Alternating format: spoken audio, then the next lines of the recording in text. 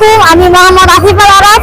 আজকে গাইস আমরা দেখাতে চলেছি আমাদের বাংলাদেশের 50 টাকার নোটে যে মসজিদটি থাকে, বাগা শাহ মসজিদ।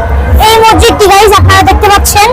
এই মসজিদটি গাইস স্থাপিত হয়েছে 1530 খ্রিস্টাব্দে। তো আসেন আমরা মসজিদের ভিতরটা দেখি। তো গাইস দেখতে পাচ্ছেন এটা হচ্ছে মসজিদের গেট গাইস, কেচি গেট দিয়ে গাইস। এটা হচ্ছে মসজিদের ভিতরে গাইস। এইটাতে গাইস কোনো রড ব্যবহার করা হয় নাই, রড ছাড়াই গাইস এইটাতে গম্বুজ তৈরি করা হয়েছে। এবং কি গাইস এই মসজিদের ভিতরে গাইস এতটাই ঠান্ডা, মানে ফ্যান না ছাড়লে প্রচুর ঠান্ডা লাগে। আর গাইস এই মসজিদে এখনো নামাজ পড়ানো হয়।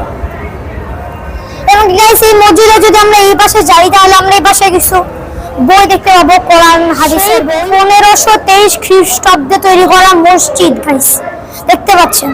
এই জায়গাতে গাইস ইমাম সাহেব দাঁড়িয়ে খুতবা দেয়, জুমার খুতবা দেয়।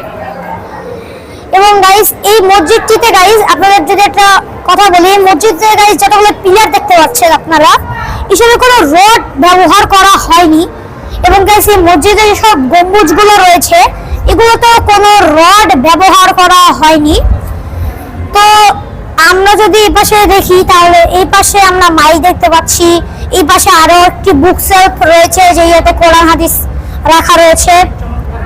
খুবই চমৎকার ভাবে গাইস গম্বুজের ডিজাইন গুলো গাইস করা রয়েছে, আপনারা দেখতে পাচ্ছেন।